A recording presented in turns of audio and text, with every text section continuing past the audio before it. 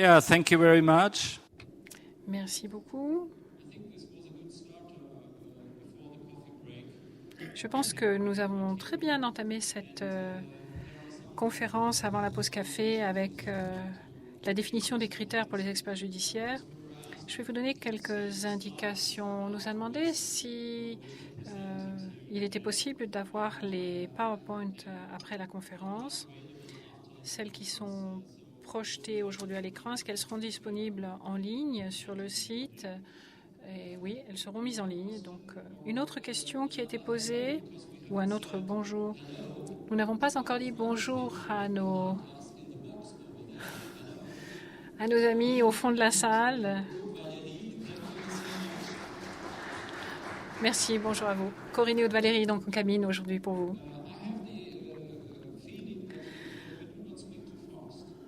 J'ai l'impression que nous ne parlons pas trop vite. Non, non, c'est bon, tout est bon. Après la pause, nous avons avant la pause parlé des critères. Et peut-être que nous pouvons réfléchir à la manière comment évaluer ces critères. Comment faire en sorte que ces critères soient respectés ensuite. Et pour cela, nous avons besoin d'organismes qui vont se charger de dresser, de créer, de gérer cet annuaire d'experts ou ces listes d'experts. Alors, nous allons parler d'annuaire d'experts. Et je confirme, nous parlons d'annuaire. Nous allons donc parler maintenant des critères à respecter par les organismes qui seront en charge de ces annuaires. Quels sont ces organismes? Quels sont leurs rôles? Nous avons maintenant quelqu'un Rafa Orellana, qui va nous rejoindre en ligne de Barcelone. Bonjour. Bonjour Rafa, comment allez-vous? Vous avez l'air en forme. C'est la première fois que je vous vois avec un costume et une cravate. Formidable. Alors, vous êtes prêts? Nous avons Sacha également.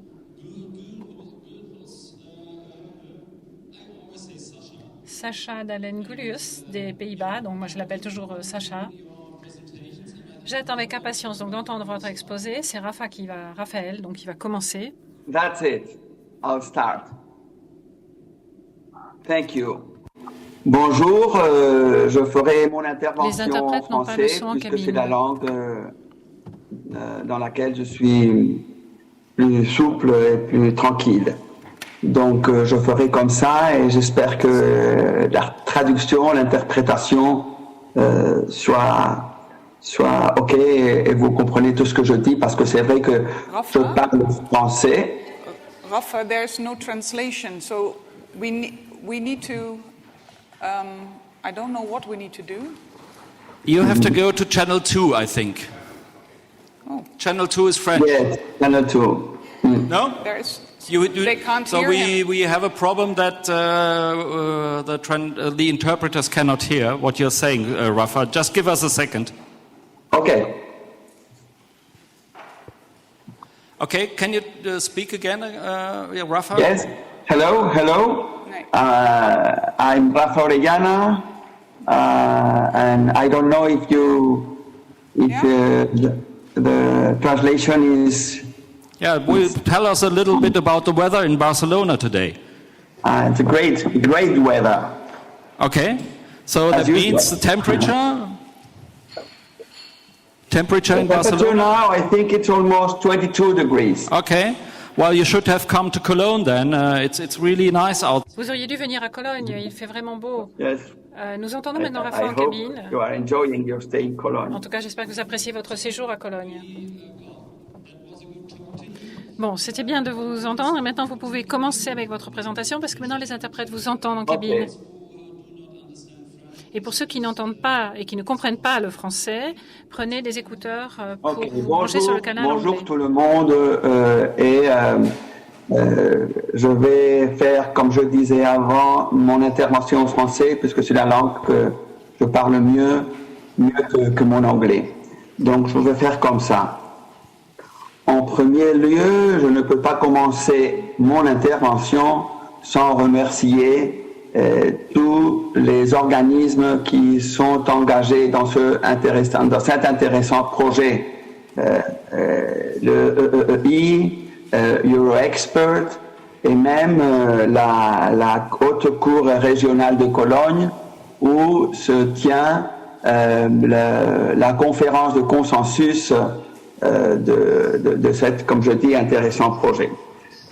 Aussi, je voudrais remercier très vivement le secrétariat de ce projet, en concret Nathalie et Aurélie, qui ont été tout le temps en train de nous aider pour réussir cette réalité d'aujourd'hui, les documents, les réunions. Donc, un grand merci pour vous.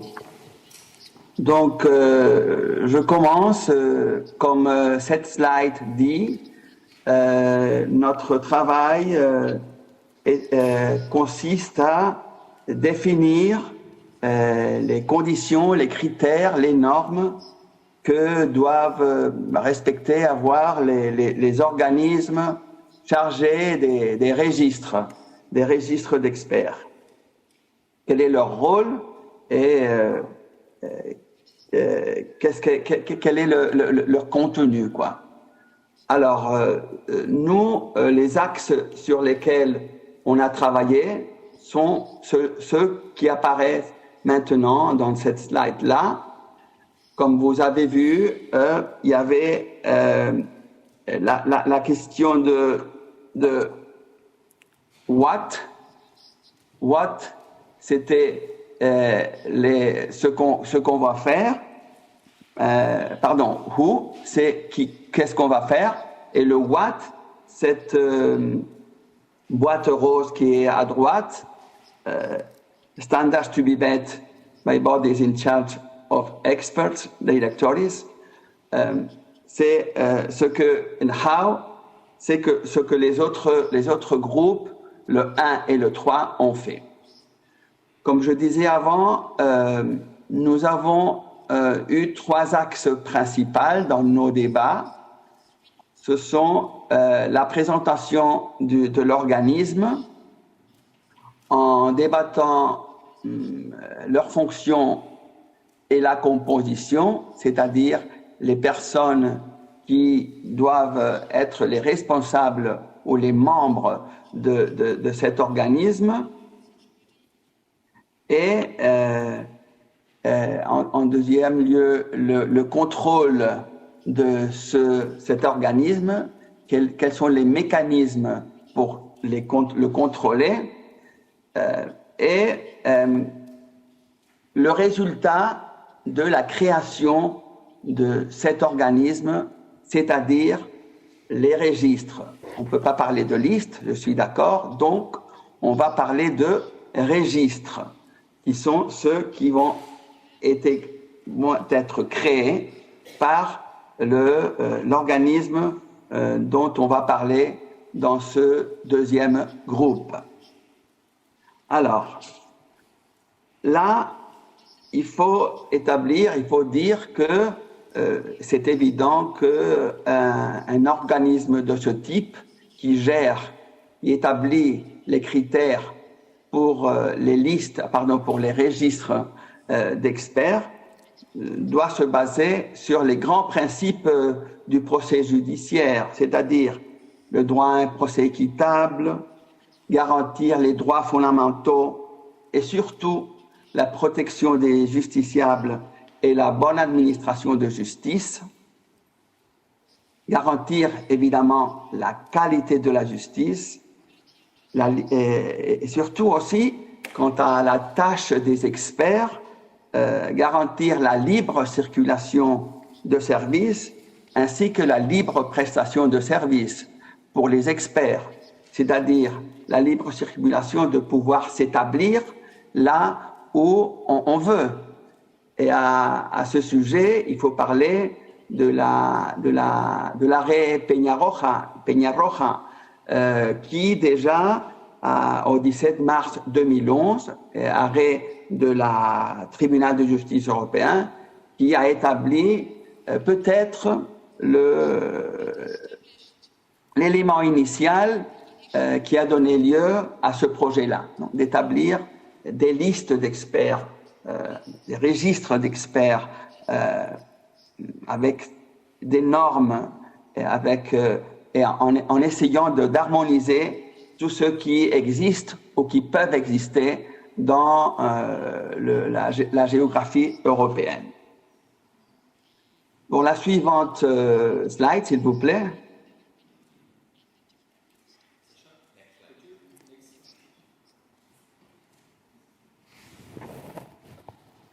C'est parce que là, il y a une avant.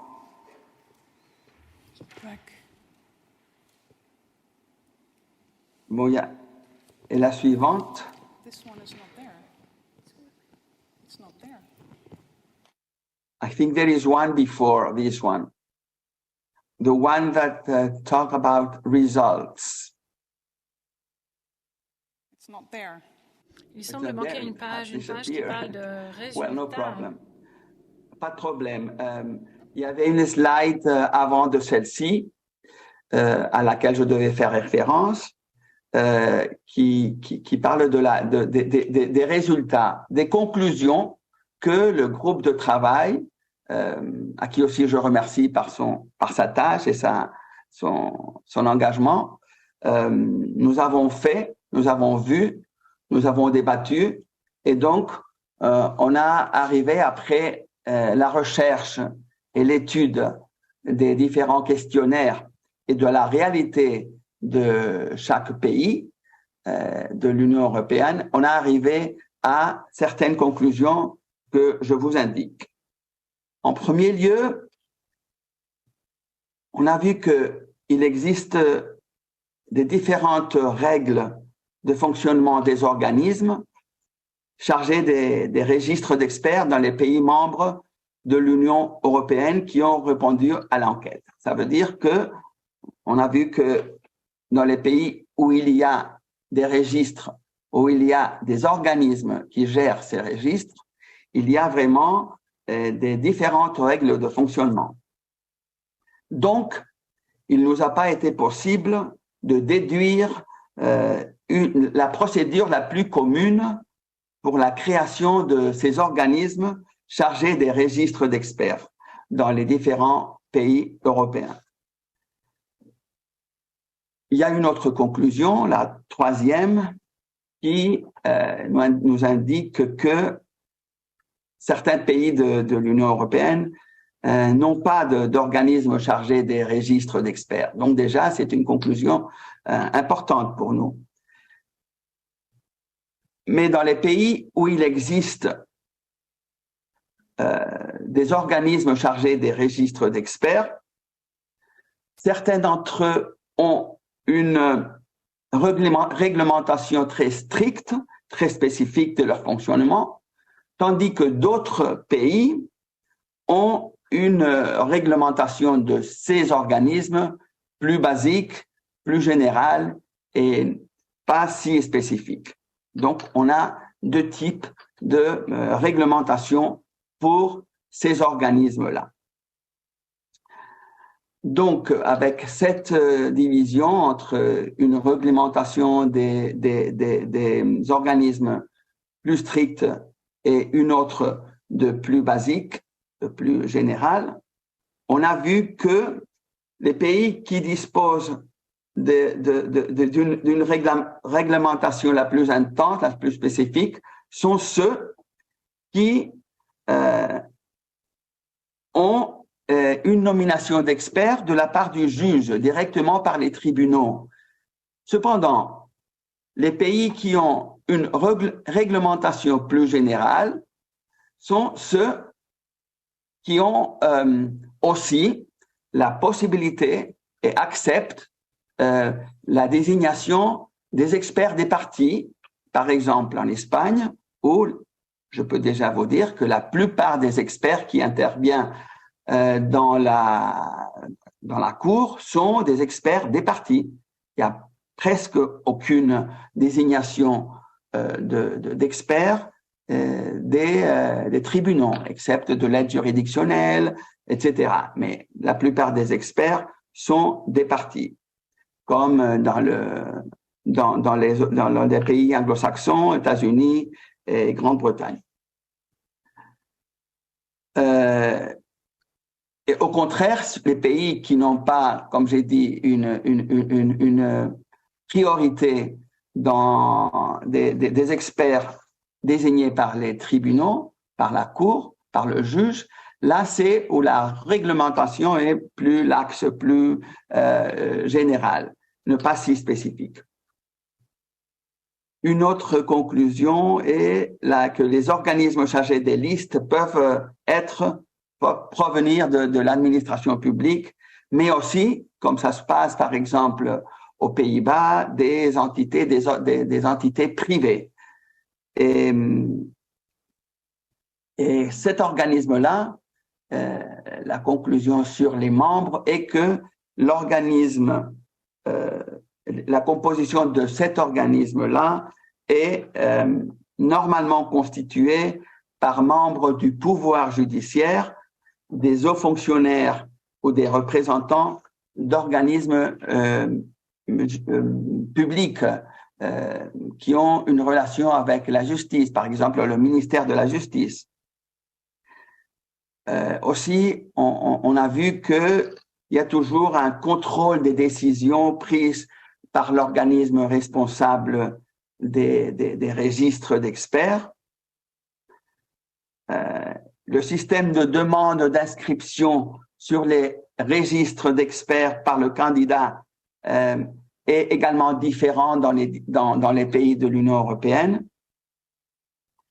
Et aussi, pour finir, les données des experts inscrits sur les registres sont différents dans chaque pays de l'Union européenne. Donc, on voit déjà, après l'étude de ces questionnaires-là et la réalité des différents pays de l'Union européenne, qu'il y a une diversité, une très grande diversité dans la réglementation de ces organismes-là.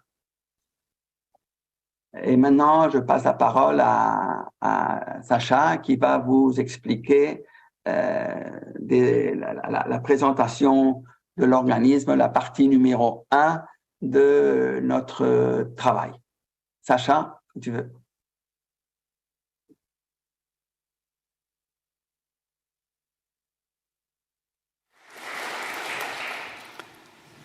We alternate. Alors, nous changeons et nous alternons régulièrement, donc vous n'êtes pas obligé d'applaudir à chaque fois. Donc, moi, je m'appelle Sacha, je viens des Pays-Bas, je suis directrice d'une organisation chargée d'experts judiciaires dans le droit environnemental et la planification. Et nous avons à peu près une cinquantaine d'experts qui travaillent dans mon organisation. C'est un travail rémunéré, payé par le gouvernement. C'est quelque chose d'assez unique qu'on ne retrouve nulle part ailleurs en Europe.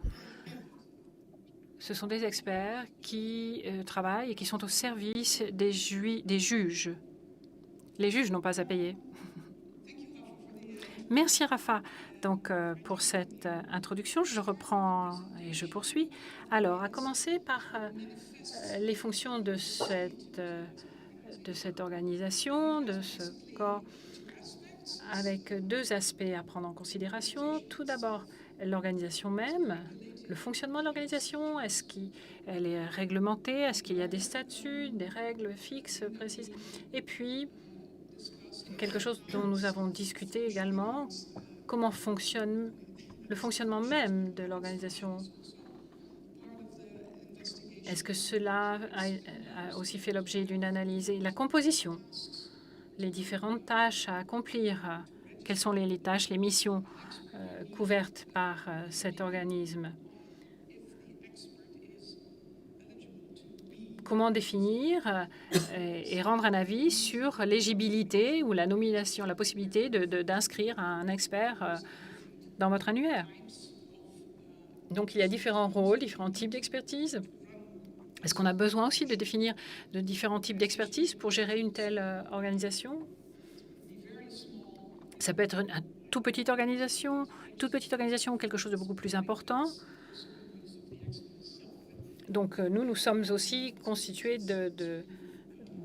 d'experts. Mais oublie un peu le cas des Pays-Bas parce que c'est assez unique et donc ce n'est pas vraiment un exemple. Alors, au niveau des fonctions de l'organisation, c'est une question qui n'a pas été posée de manière spécifique dans notre sondage. Parce qu'en fait, les choses se passent ainsi. Vous préparez un questionnaire, vous pensez aux principaux éléments, aux principales questions que vous voulez poser, et puis au fur et à mesure que vous avancez dans vos travaux, vous approfondissez le sujet, vous vous rendez compte que vous auriez dû poser telle ou telle autre question en plus. Mais heureusement, nous avons beaucoup de pays répondants, beaucoup de pays de l'Union européenne, et beaucoup de gens aussi qui connaissent très bien les systèmes locaux, et nous avons donc pu mettre en place ou définir une base commune. Et c'est pour cela que nous avons donc trouvé qu'en fait, un organisme chargé des annuaires d'experts doit lui-même être ou suivre certaines règles. Et puis, il y a une procédure à suivre aussi, c'est très important. Il faut que cet organisme soit contrôlé. Et il faudra en parler, on reviendra là-dessus ultérieurement. Alors, bien entendu, cet organisme est en charge de l'inscription ou de la tenue de l'annuaire des experts. Et est-ce qu'il s'agit d'une première, d'une inscription unique au registre ou d'une inscription suivie d'une réinscription ultérieurement? Lorsque vous êtes inscrit, il y a certains pays qui disent qu'il faut renouveler son inscription, et re-remplir les critères, par exemple, tous les 5 ans, tous les 3 ans. Et puis, il y a aussi la suppression de l'annuaire. Donc, lorsque, par exemple, quelqu'un se plaint d'un expert, il faut pouvoir supprimer un nom de la liste. Alors, ces processus d'inscription, de réinscription avaient fait l'objet de questions dans le questionnaire du sondage. Donc, on y trouvera réponse. Mais dans les discussions au sein du groupe de travail, d'autres points intéressants ont été soulevés, évoqués, des points qui, selon nous, constituent une valeur ajoutée pour le projet. Parce que cela ajoute un plus, une valeur à ajouter donc à l'annuaire. Ce qui est intéressant, c'est si un organisme est chargé de la tenue d'un registre d'experts, il serait intéressant aussi qu'il organise régulièrement des formations continues, des interventions à l'intention des experts. Par exemple, sur des questions plus générales. Bon, mais pour l'instant, c'est assez rare. Mais ce serait intéressant. Il y a des pays où de tels organismes fournissent, par exemple, des formations. Et cela ferait partie de nos recommandations, parce que cela ajoute une valeur, une véritable valeur, à un tel registre et en plus à la valeur d'un tel organisme. Et ce qui est bien aussi, c'est quand on peut se réunir comme aujourd'hui et parler d'une profession. C'est très, très enrichissant. Nos recommandations sont donc ici. Nous recommandons de créer des statuts propres à l'organisation concernant le fonctionnement, l'organisation de l'organisation en interne, sa composition, les fonctions de chaque membre, le système de prise de décision. Et selon nous, il est très important également que cet annuaire d'experts soit public. Ça n'est pas le cas partout. Parfois, il n'est disponible et accessible qu'aux juges ou qu'aux avocats. Il devrait être cependant public, donc disponible et consultable par tous.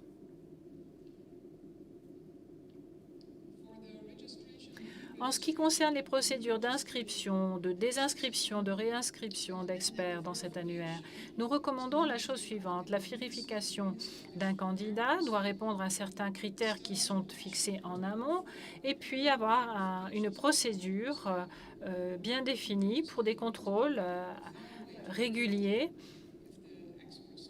vérifier donc régulièrement si l'expert continue de répondre aux critères posés initialement. De même, pour une désinscription de cet annuaire, lorsqu'il y a une plainte,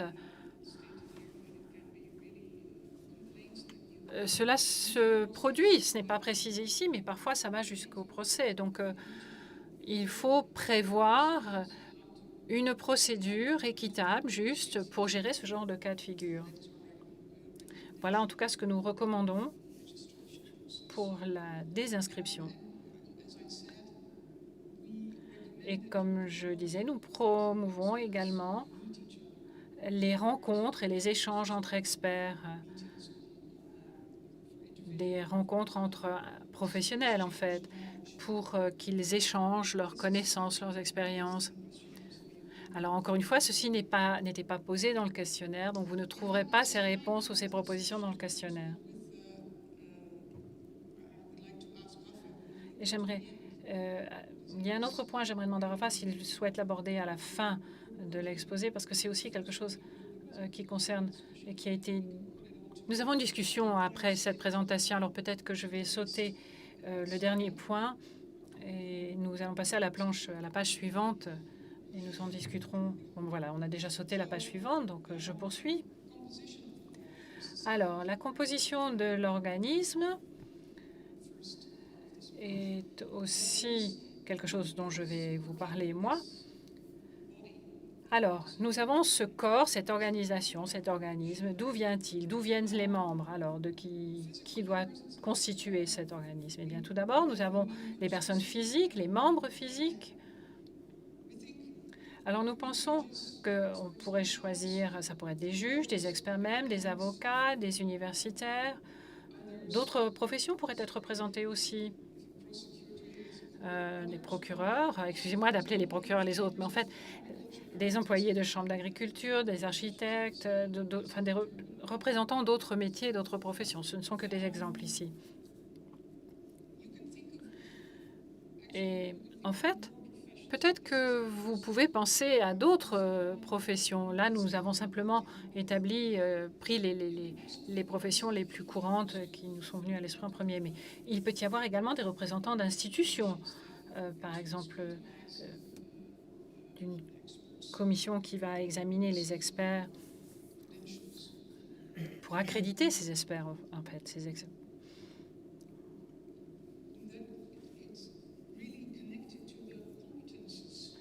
Et tout cela est lié, bien entendu, aux compétences dont on a besoin. Nous avons constaté, et sur la base des réponses au questionnaire, que, en fait, moins de la moitié des pays considèrent que la connaissance technique est importante pour pouvoir donner un avis d'expert. Alors, on a besoin de professionnels. Il peut s'agir de scientifiques, des professeurs, des universitaires sont tout à fait à même, compétents pour établir un rapport, rendre un avis technique précis. Dans mon organisation, par exemple, nous avons des mathématiciens, des physiciens capables de rendre un avis compétent, précis sur une question.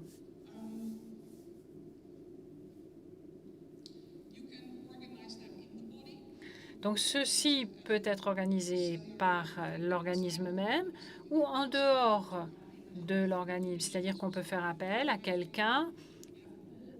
On n'a pas besoin dans l'organisation de disposer de toutes les compétences techniques. C'est irréalisable. Donc, on peut travailler sous forme satellitaire, c'est-à-dire faire appel à des experts externes à l'organisation, demander à ces personnes de vous aider à rendre un avis, à faire une évaluation d'un cas, d'une affaire, d'un dossier, d'une personne.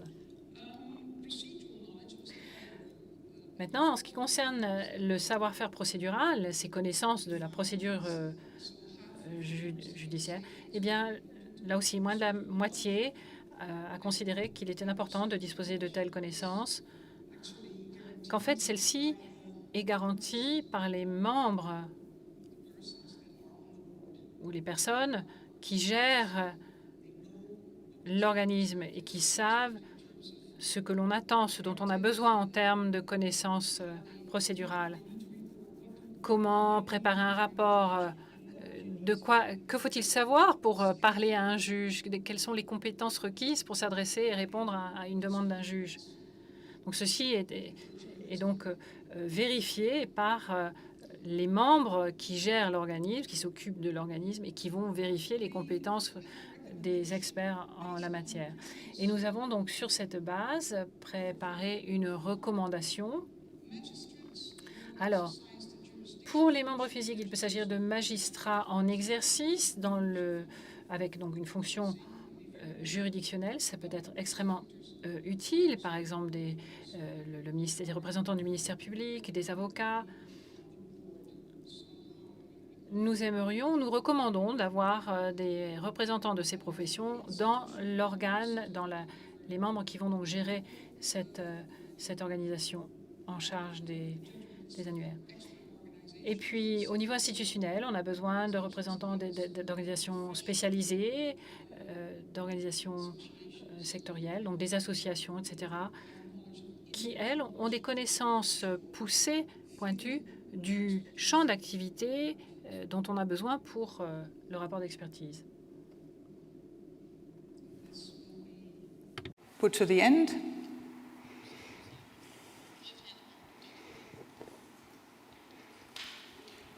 Rafa will take it from here. Rafa va reprendre, je pense. Oui, on va parler de... On a décidé, pendant cette présentation, d'interrompre notre PowerPoint avec une discussion sur 3 points. Le premier point est apparu dans nos débats de notre groupe sur si cet organisme-là devait avoir la possibilité d'établir un système de paiement. Quand je dis un système de paiement, je ne veux pas dire d'établir les prix, évidemment, mais d'établir le procès par lequel l'expert devrait être payé. Puisqu'on peut se trouver dans la circonstance qu'un expert français pourrait arriver aux Pays-Bas, par exemple, et donc il doit évidemment s'assurer de quel sera le procès pour être rémunéré. C'est vrai que la quantité, le quantum de son travail sera établi sur des bases de travail par heure des autres. Mais ce qu'on a débattu pendant nos travaux était si vraiment l'organisme devait établir dans son domaine, dans sa réglementation, un système de paiement, une manière de rémunérer juste et transparente pour que l'expert sache qu'est-ce qu'il devrait faire pour être rémunéré. Alors, ça serait le premier point de discussion. Je ne sais pas si nous devons ouvrir les questions ou bien le faire à la fin de notre intervention, Sacha. Ou Aurélie, ou les organisateurs. Yeah, okay. So, Rafa, pour être bien sûr que j'ai bien compris tous les points.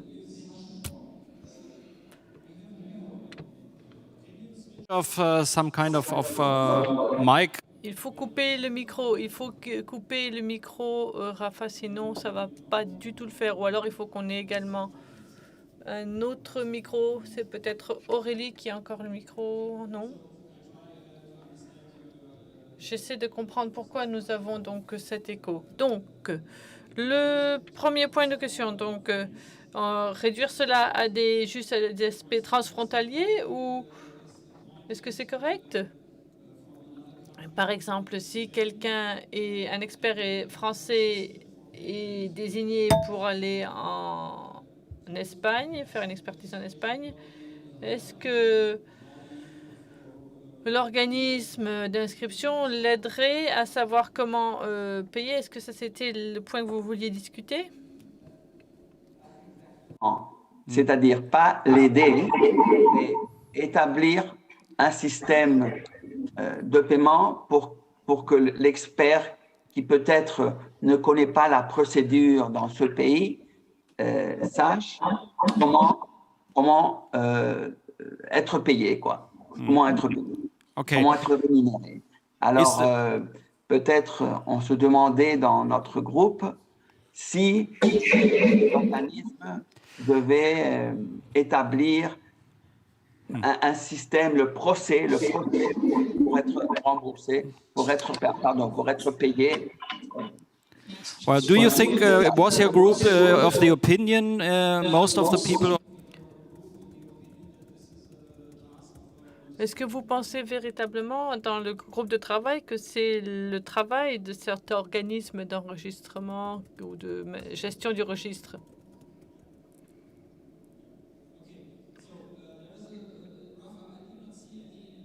Rafa, pour le moment, je ne vois pas qui que ce soit qui veuille prendre la parole et c'est peut-être un peu compliqué. Je vais commencer avec une question plus facile.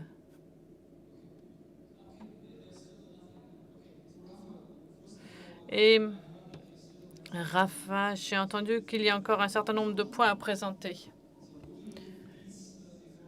Donc, avant que nous ne continuions à discuter tout cela, est-ce que vous pourriez peut-être d'abord finir la présentation? C'est un petit peu le sentiment dans la salle. Merci. Parfait. Ces trois points-là sont ceux que nous voulons soumettre à votre considération et peut-être comme Bernard dit, ça serait mieux de le faire à la fin. Donc, on va reprendre à la fin ces trois discussion points pour savoir votre opinion. Alors, on passe à la suivante.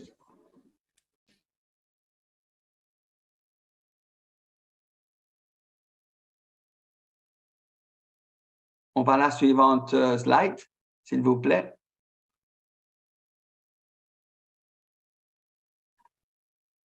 Oui, alors, on a aussi débattu pendant nos débats, nos travaux au sein de Working Group 2. On a travaillé sur le contrôle de l'organisme. Quand j'étais en train de préparer cette intervention, j'ai relu l'arrêt Peña-Roja et un des points litigieux était dans le paragraphe 60 de cet arrêt, la manque de motivation de la part des organismes publics français d'avoir rejeté l'expert espagnol, le traducteur espagnol. Donc, je crois que le contrôle de l'organisme est surtout le contrôle basé sur la motivation de ses décisions. Je veux dire que quoi que ce soit la décision que l'organisme prend pour rejeter, pour déregistrer l'expert, pour l'admettre même, devait être soumise à un contrôle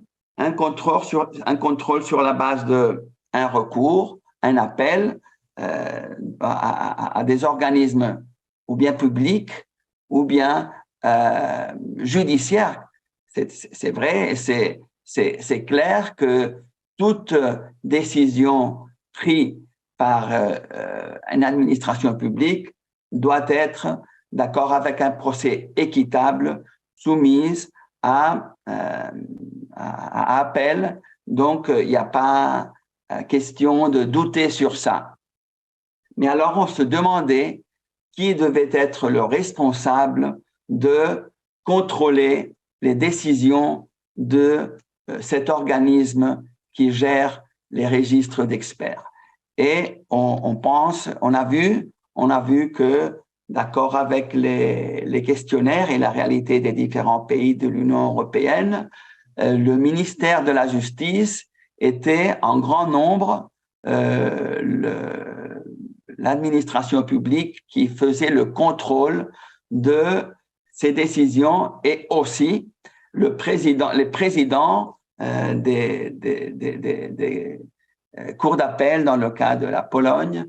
Mais c'est vrai que ces deux exemples sont ceux qui on a vu le plus, ou bien un organisme politique public, le ministère de la Justice, ou bien un organisme dépendant de l'administration de justice des tribunaux. Donc, là, on a établi des recommandations sur cet objet et qui sont quelque chose d'évident, quoi. Parce que on dit là que c'est préférable que l'organisme donne les raisons sur les décisions qu'ils prennent. Moi, pendant les débats, je disais que c'est évident. Comme juriste et comme expert, je crois que comme juriste, c'est évident que toutes les décisions doivent être motivées. Ça, c'est une étude de premier de droit. Et il y a, selon nos débats, comme recommandation, on pense aussi que il devrait y avoir un contrôle interne du ministère de la Justice ou même de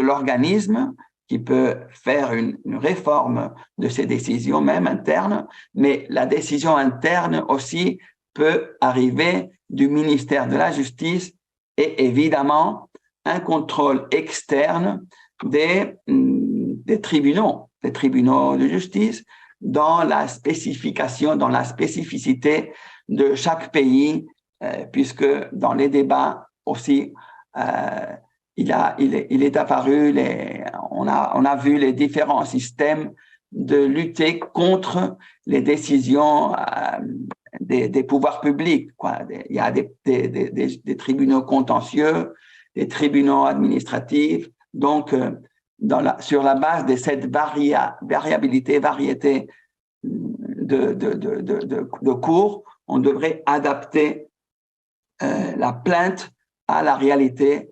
judiciaire de chaque pays. Alors, la troisième partie correspond à Sacha, c'est les registres créés par l'organisme.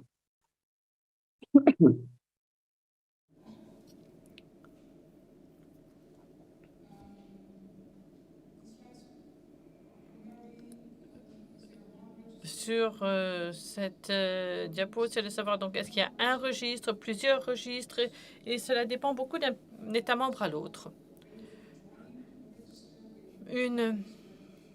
Et aussi la manière dont on arrive parfois à conjuguer ces registres. Donc, comment est-ce qu'on a accès aux différents registres? Et vous pouvez donc consulter les registres. Et comment on peut les consulter? Vous avez dans 4 pays, vous avez par exemple juste des PDF. Dans 11 pays, en revanche, il y a aussi des outils de recherche numérique. Ensuite, la question est de savoir est-ce que c'est accessible au public ou uniquement pour certaines professions. En fait, il y a 2 pays qui disent que c'est restreint à certaines professions et plus de la moitié des pays, des États membres, dit que c'est également accessible au public. Nous avons également essayé de trouver un certain nombre de données sur ce que l'on trouve dans ces registres. Bien sûr, donc données personnelles, des contacts, la profession, un certain nombre, des connaissances spécifiques dans une certaine discipline, l'expérience professionnelle et bien sûr d'autres informations diverses. Nous recommandons d'avoir, si possible, un seul registre. C'est beaucoup plus simple si vous avez un seul registre dans un pays. Mais nous savons que dans la plupart des pays, ce n'est pas le cas et il n'est pas nécessaire de le changer. Donc, on ne va pas tout refaire. Mais si l'on devait tout refaire, eh bien, il serait peut-être mieux, effectivement, d'avoir un seul registre. Et il faudrait que le registre soit accessible en ligne et public.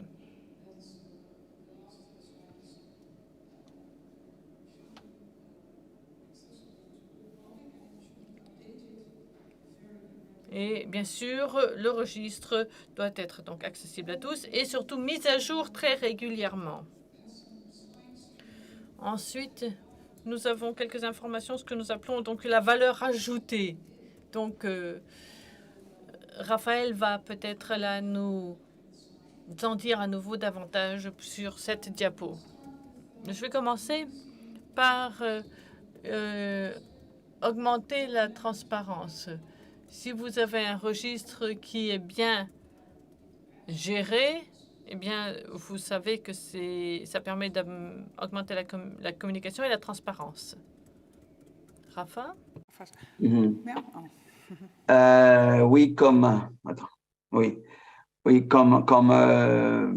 dit le deuxième point, le fait d'avoir une harmonisation, une définition claire des critères pour la création de cet organisme va faire accroître la communication entre eux, comme disait là, la transparence, et aussi une confiance mutuelle du procès judiciaire, puisque si on a comme on dit là aussi, une harmonisation des critères objectifs, clairs sur cet organisme, les juges vont faire confiance à la tâche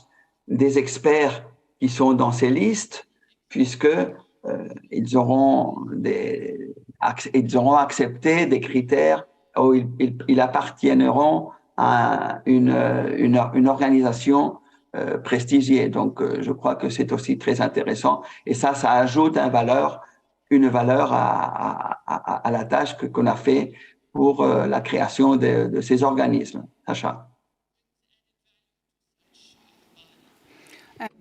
Sacha. Le dernier point, c'est que cela encourage bien sûr la coopération à l'échelle européenne. Eh bien, je pense que ça parle tout seul et je pense que maintenant nous devrions lancer le débat et commencer par vos questions. Et si nous avons le temps, nous pourrons revenir aux questions que nous avions envisagées. Y a-t-il des questions? Oui, merci Rafa et Sacha de nous avoir fait donc cette petite mise à jour. And now you have the floor. Donc c'est à vous. Merci. J'ai une question peut-être un peu plus spécifique. Alors pour la désinscription ou lorsqu'on est rayé de la liste, rayé de ce registre, en fait, vous allez surtout vous baser sur des demandes, des requêtes, des plaintes de la part des autres. Mais est-ce que l'on peut avoir aussi un système d'évaluation proactive des experts par les juges ou les parties, de manière à ce que l'organisme puisse avoir une réflexion continue sur la qualité du travail des experts? Rafa, voudrais-tu répondre ou veux-tu que je le fasse? Bien sûr. Si j'ai bien compris, l'idée serait de ne pas avoir exclusivement l'opinion des juges, mais aussi de ceux qui ont été engagés dans le cas concret où l'expert a intervenu, c'est ça? No, I think it's first of all. Non, si vous me permettez. La question plutôt, c'est en fait la question du groupe de travail 3, parce que eux vont vous montrer ce que l'on peut faire de façon proactive en tant qu'organisme d'inscription pour s'assurer de la qualité d'un expert inscrit dans ce registre. Est-ce que vous abordez cela dans votre présentation? Je regarde mes collègues sur les informations pour rayer quelqu'un. Nous n'entendons pas les réponses. Nous n'avons pas de micro. La réponse est faite hors micro. Donc, malheureusement, nous n'entendons rien. Donc, je suis désolée, nous ne pouvons pas traduire l'intervention. Nous allons y revenir tout à l'heure.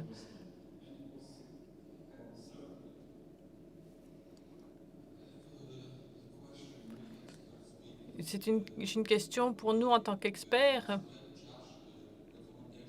Nous devons écrire des recommandations pour les juges pour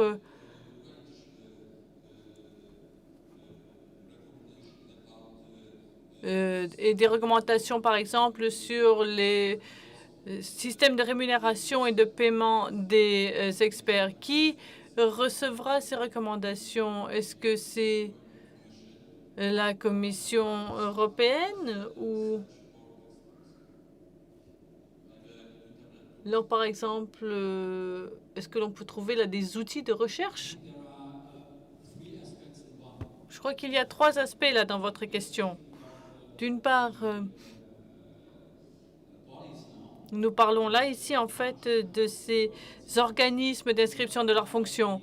Et vous, en fait, vous allez dans le cas s'ils doivent utiliser donc des outils et ça c'est quelque chose qui va dans un tout autre sens. Et le dernier aspect que vous pouvez peut-être aborder aussi.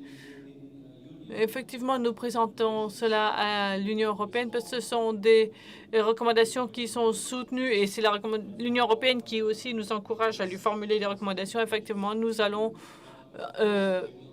adresser ces recommandations à l'Union européenne, mais tout le monde peut y avoir accès. Et nous ne voulons pas forcer qui que ce soit. Question supplémentaire? Cette fois-ci, je vais le faire en français. C'est d'autant plus que l'un des répondants est francophone. Je m'interroge sur l'utilité même d'avoir une recommandation sur la composition de cet organisme d'enregistrement. Parce que là, on touche vraiment à la souveraineté des États membres, qui ont leur propre tradition.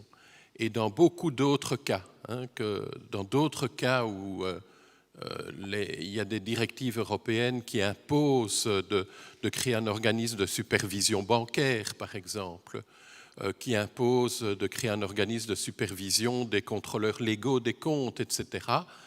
On fixe simplement des critères, mais pas les compositions. Pas les compositions, parce que chaque État membre doit pouvoir, par exemple, vous dites qu'il faut mettre institutionnellement des associations. Il y a des États membres dans lesquels c'est impossible. C'est impossible. On nomme que des personnes physiques. Il y a la question de la présence des avocats dans cela. hein. Dans certains pays, c'est hors de question de mettre des avocats pour toutes sortes de raisons. Donc je pense que je vous pose la question, est-ce vraiment utile d'aller dans ce niveau de recommandation? Est-ce qu'il ne suffit pas de dire que c'est un organisme qui doit répondre à des critères suffisants pour prendre des décisions qui sont à la fois justifiées par l'intérêt général, par le respect des droits individuels et ce genre de choses-là. Voilà. Si vous me permettez. Okay, Rafa, you would like to answer this? Yes, please. Yes. Yep. Moi, en premier lieu, je crois que c'est pas nécessaire, mais en tant que recommandation, ce n'est pas une imposition, donc c'est un critère qui a apparu d'un débat entre les différents membres de notre groupe qui appartiennent à des professions, avocats, juges, experts, juristes. Donc, je crois que c'est intéressant de faire apparaître ce qui est dit, ce qui a été dit pendant nos réunions. Et en plus, je crois que c'est déjà une recommandation, comme j'ai dit avant, ce n'est pas une imposition. Donc, nous savons déjà que chaque pays a sa réalité, a ses normes, a sa réglementation. Donc, ça sera question d'adapter les recommandations que nous pouvons faire et que la Commission européenne prenne comme sienne à chaque pays. Donc, chaque pays les adaptera, c'est vrai, à sa réalité. Mais si on pensait que on ne peut pas recommander puisque chaque pays a sa réalité, je pense qu'on pourrait faire très peu de choses. Thank you very much, Rafa. Would you like to add anything else? Merci. Voulez-vous rajouter quelque chose? Je pense que c'est très clair. Bien sûr, nous réalisons tout à fait que les pays de l'Union européenne ont leurs traditions, leurs règles, leurs habitudes, mais je pense qu'il est bon de les rendre assez transparentes. Et vous aviez parlé donc d'un certain nombre de critères. Et aussi, ça permet peut-être à certains pays d'apprendre des autres. Et ça, c'est quelque chose qui me paraît une bonne idée, quelque chose de positif. Et au moins, maintenant, nous avons une base pour nos discussions. Merci beaucoup. Nous avons parlé aussi de la Commission européenne. Et je pense que c'est le bon moment de les saluer. Johanna, est-ce que vous êtes connectée? Est-ce que vous êtes avec nous? We have all the participants outside. Normally, we could have.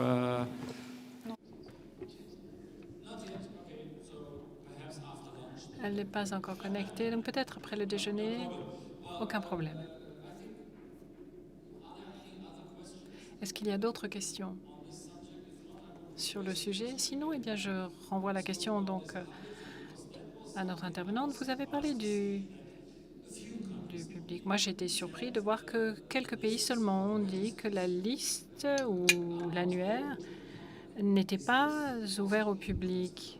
Est-ce que ceci fait partie de la transparence? Moi, j'aimerais bien avoir votre avis, peut-être qu'on voulait créer un outil de recherche joignable et accessible à tous, et que si certains pays ne sont pas accessibles, alors votre question concerne, est-ce que vous voulez savoir, est-ce qu'il y a une raison pour laquelle ces annuaires ou ces listes ne sont pas publiques?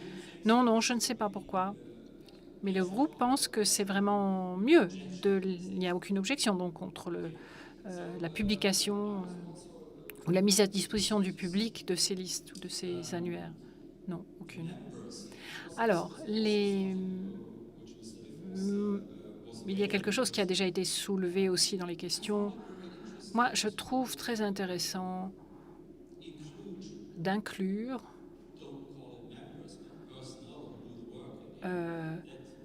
je ne vais pas parler de membres de l'organisme, mais du personnel qui s'occupe, d'avoir aussi tous les corps de métier représentés en quelque sorte. Parce que vous avez dit que dans certains pays, peut-être qu'on ne voudrait pas avoir des avocats. Eh bien, nous avons soumis toutes les possibilités. Nous n'avons pas voulu dire il faut que vous incluiez des juges ou des avocats. Non. Nous avons simplement dit que ce serait bien d'avoir des juges, des avocats, etc. Alors, question, est-ce que c'est positif lorsque la situation est... la composition est plus diversifiée, plus variée? Réponse, oui. Oui, justement, des commentaires ou des informations transmises. Question.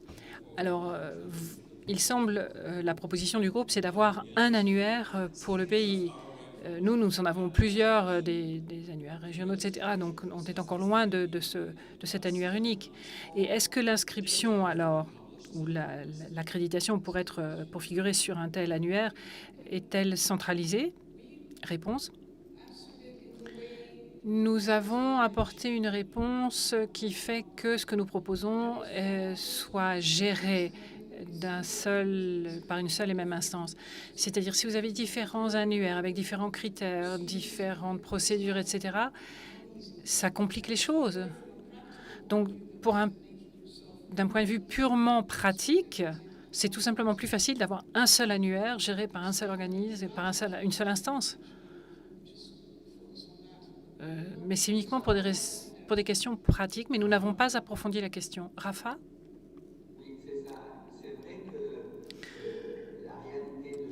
Alors oui, certes. La réalité de chaque pays fait la réalité politique de chaque pays territorial oblige parfois à avoir plus d'un registre. Mais c'est aussi vrai qu'on peut établir, par exemple, un unique registre et distribuer les experts dans le lieu où ils veulent travailler. Par exemple, on pourrait établir un registre à Madrid et en Espagne, par exemple, et que les experts puissent décider s'ils veulent travailler dans toute l'Espagne ou bien seulement dans la Catalogne, dans la Galice, dans l'Andalousie. Peut-être ça serait, au lieu de créer tant de listes comme de communautés autonomes, dans le cas de l'Espagne ou l'Inde en Allemagne. Donc, nous avons pensé dans notre groupe que c'est plus facile de gérer une unique liste et que ce n'est pas contradictoire avec la distribution territoriale et politique de chaque pays. Okay, thank you. Any other view on this? Merci. Est-ce qu'il y a d'autres avis? Benoît, peut-être? Je vous apporte le micro, une seconde. Bonjour, je suis Benoît Declercq, expert judiciaire en France et coprésident de l'Institut européen d'expertise. Je vais poser ma question en français. J'ai vu dans les recommandations donc, la fonction principale de l'organisme serait naturellement de gérer le registre avec les inscriptions, les réinscriptions, les radiations, mais qu'on attendait aussi des fonctions secondaires comme venir en support aux experts avec de la formation, de l'assistance à des cas complexes, voilà, ce type de cas. La question que je me posais, c'est est-ce que dans les fonctions secondaires, il a été discuté d'un rôle disciplinaire pour cet organisme, un rôle disciplinaire comme celui qui exerce par exemple les ordres pour les professions réglementées, pour l'ordre des médecins, l'ordre des architectes, etc. Il y a un certain nombre de professions qui n'ont pas d'ordre réglementaire et pour lesquelles donc une fonction disciplinaire pourrait être imaginée au travers de cet organisme. Alors la radiation est une mesure disciplinaire, mais c'est une mesure un peu brutale. Il y a des fonctions disciplinaires intermédiaires. Est-ce qu'elles sont confiables à un organisme de ce type et est-ce que ça fait partie des recommandations?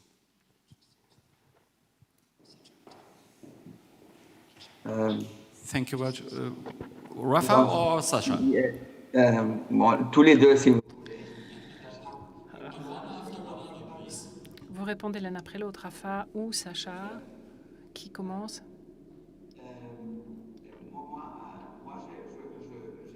Une recommandation, je crois, pour l'organisme qui dit de créer ses statuts, son statut.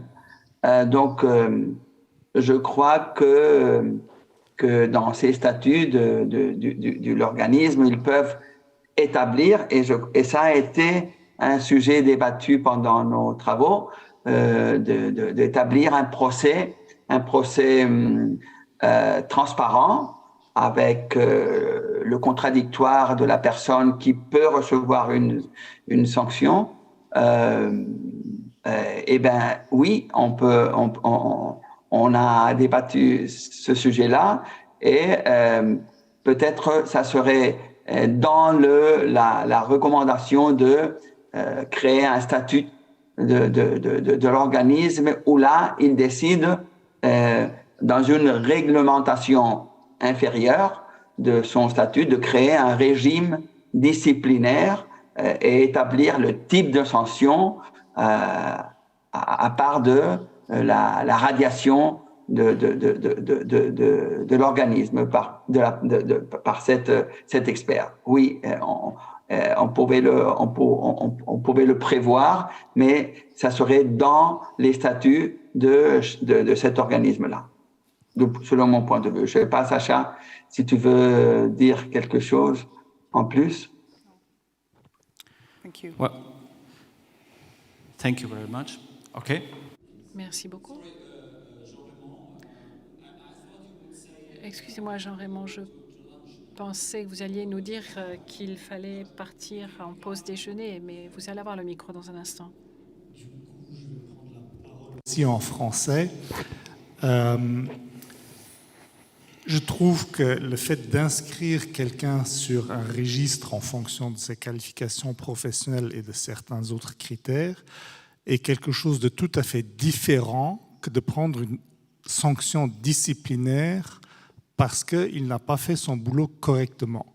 Donc, a priori, j'aurais des hésitations à confier les deux rôles au même organisme ou au moins à la même composition de l'organisme. Donc, on revient à la question comment il est organisé. Deuxième observation, la sanction pour un expert qui ne fait pas correctement son boulot, au bout du compte, ça va être l'annulation de son rapport d'expertise, respectivement la non prise en compte par le tribunal, qui est décidée donc par le tribunal. Et donc, si on confie une fonction disciplinaire à cet organisme, il risque d'y avoir des conflits entre l'organisme et la décision du tribunal sur cette question. Donc, je suis hésitant pour conférer une fonction disciplinaire à cet organisme. Thank you. Just a second. I have to go to the back rows now, where the most important people sit. Qu'ancien président de compagnie d'experts, quand on avait le problème de sanctions à traiter, c'est quelque chose qui n'existe pas dans les faits. Soit parce que si jamais on met un blâme, si jamais on met une suspension, on n'est pas capable de la disséminer, de la diffuser dans les juridictions. Donc c'est très compliqué. Et en plus, dès que l'information devient publique, les avocats des affaires où cet expert intervient se manifestent et cherchent à savoir pourquoi cet expert est maintenu. C'est très très compliqué d'appliquer des sanctions. La seule qui existe vraiment, c'est la radiation avec une possibilité d'appel, mais ça vous en avez parlé, ou la non-réinscription sur une liste. Voilà, c'est tout ce que je voulais dire. Thank you very much. Moi aussi, je veux dire quelque chose sur ça, si vous me le permettez.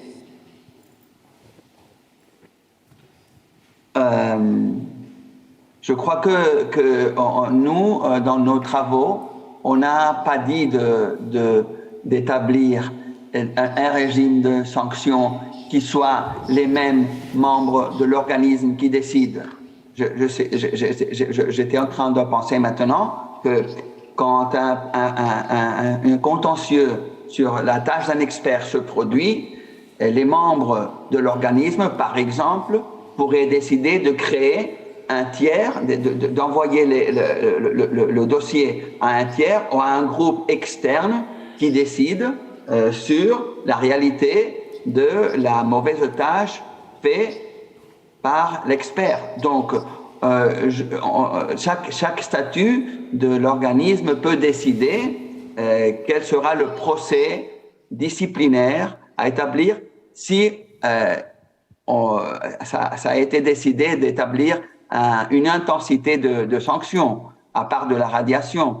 Mais ça ne veut pas dire obligatoirement, comme je dis, que les mêmes membres de l'organisme doivent décider sur ça. Comme je dis, ils peuvent décider de l'envoyer à un groupe impartial qui décide, un juge désigné, un avocat, un expert, membre d'une compagnie d'experts qui décide sur la sanction à établir, si est-ce que ils établissent un régime de sanctions.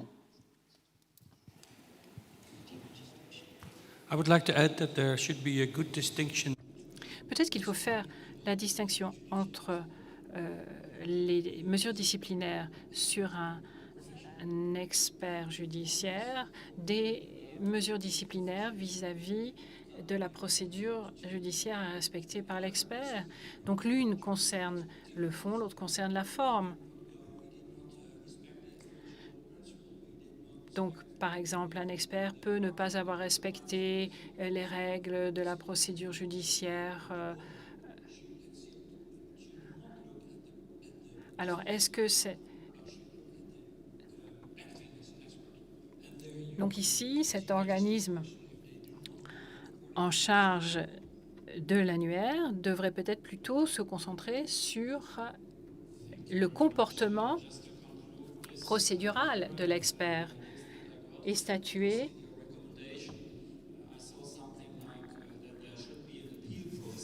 et il faudrait donc à ce moment-là introduire aussi une procédure de recours. Et donc, vos recommandations sont basées sur, la plupart du temps, sur le droit administratif des pays. Parce que lorsque vous voulez vous inscrire sur une liste d'experts, vous allez vous adresser au tribunal administratif. En tout cas, dans la plupart des pays, c'est comme ça que ça fonctionne. Et c'est le tribunal administratif qui statue, qui prend la décision finale. Et si un organe en charge des experts décide de ne plus de vous désinscrire, vous pouvez avoir recours auprès d'un tribunal administratif. Donc, ce n'est pas une organisation privée. Ce sont des organismes. Dans les pays où nous avons déjà un organisme en charge des experts, ils sont aussi, ils ont un mandat. Donc, il faut faire la distinction entre une mesure disciplinaire et une mesure définitive du tribunal. Ce sont des choses différentes. Je vous avais oublié, excusez-moi, voici le micro. Réticence de nouveau du collègue luxembourgeois et d'autres, il faut se garder à ce stade d'aller trop vite sur ces questions disciplinaires. Et même dans le sens, pour ceux qui sont membres d'une profession qui a un ordre professionnel, d'accepter qu'il y ait des procédures disciplinaires là. Parce que ça est exploité par la partie qui perd. La partie qui perd dans le procès, elle fait un nouveau procès contre l'expert sur des bases. Alors, l'organe disciplinaire va, le cas échéant, prendre une bonne décision. C'est pas ça, mais c'est reparti pour du temps et des questions qui sont pas favorables. Je pense qu'il doit y avoir, à ce stade-ci, de la mise en place de règles, de recommandations, enfin peu importe, de soft law, de hard law dans ces matières au niveau européen. Je pense qu'il faut, à ce stade, laisser au juge qui a nommé l'expert, et peut-être en appel, ça c'est autre chose, que le juge qui a nommé l'expert, c'est lui qui a le monopole de sanctionner l'expert, comme ça a été dit, en annulant son rapport, en n'en tenant pas compte, en réduisant ses honoraires, en prenant toutes sortes de mesures qui ont une efficacité beaucoup plus grande que d'additionner à ça des procédures parallèles Voilà, donc je partage ce qui a été dit par le collègue luxembourgeois à nouveau. Yeah, okay. Moi, je ne suis pas sûr que le juge ait cette faculté exclusive de sanctionner l'expert, parce que le juge déjà est en train d'évaluer l'expert dans son arrêt. Donc, dans son arrêt, le juge peut déjà dire qu'il rejette l'expertise parce qu'il croit qu'elle n'est pas soutenue des critères techniques suffisants. Donc, je ne suis pas trop d'accord avec l'idée que le juge ait une compétence exclusive pour sanctionner l'expert ou pour le radier des registres. Je crois qu'il faut peut-être une connaissance à ajouter, par exemple, d'un expert de son même domaine qui peut dire si les conclusions de cet expert qui est soumis à une possible sanction sont supportées par des critères techniques, impartiels, objectifs. Et ça peut aussi donner de la lumière que le juge peut-être n'a pas, puisqu'il ne sait pas du domaine de l'expertise en concret. Is this working? Yeah. If I may, my name is Katrin Seidel. Catherine Seidel. Je suis juge, je viens d'Allemagne.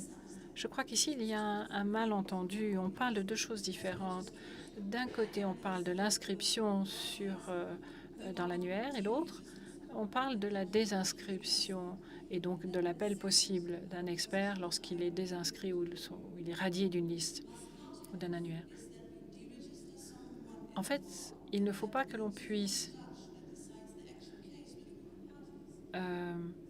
avoir un expert qui soit radié du registre de l'annuaire des experts et puis que ce soit au juge à ce moment-là de décider de rendre un avis d'expert. Alors ce que l'organe peut faire, c'est si on désinscrit, en fait on radie quelqu'un eh bien, le risque, il faut être prudent parce que cela peut entraîner une situation difficile pour le juge à ce moment-là et par rapport au rapport d'expertise de l'avis d'expert qui a été rendu.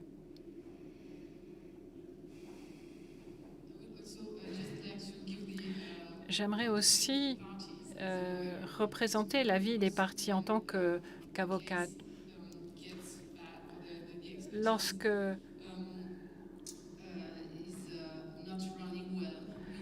l'expertise ne fonctionne pas bien, nous devons avoir la possibilité de dire qu'il y a quelque chose qui ne fonctionne pas. Et cela ne signifie pas forcément de désinscrire quelqu'un.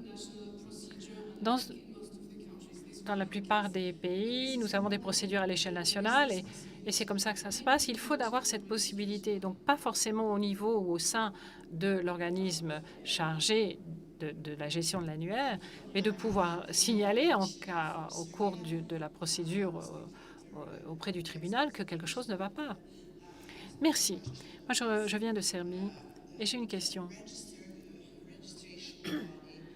L'organisme en charge de l'annuaire et des inscriptions n'est pas forcément le même que celui qui va émettre les décisions au niveau des experts. Par exemple, dans certains pays, nous avons le ministère de la Justice qui tient cet annuaire et qui certifie ou homologue les experts. Et dans ce projet ici, nous recommandons qu'il y ait donc un annuaire qui soit géré par un organisme externe, parce que ça peut créer sinon des problèmes au niveau de ceux qui vont délivrer les certificats aux experts, certifier les experts. Il y a le côté administratif et puis il y a le côté formel. Donc il faut pouvoir apporter la preuve que l'on répond à certains critères. Et donc pour être radié d'un annuaire, cela se fait si, par exemple, les critères formels ne sont pas remplis. Par exemple, la formation continue, l'expert n'a pas participé, n'a suivi aucune formation continue depuis plusieurs années. Donc à ce moment-là, l'organisme chargé de la tenue de l'annuaire des experts peut décider de rallier le nom de cet expert de son annuaire. Mais le reste, ce n'est pas du tout la même chose. Merci beaucoup. Est-ce que vous souhaitez ajouter quelque chose? Mais je pense que Daliena a vraiment clarifié, apporté une réponse très claire. Et je pense que là-dessus, nous sommes tous d'accord parce que on parle d'une conférence de consensus. Je pense que là, nous avons trouvé un consensus. Et je pense que nous allons tous être d'accord et avoir un consensus général pour proposer d'aller en déjeuner. Nous nous retrouvons ici à 1h30.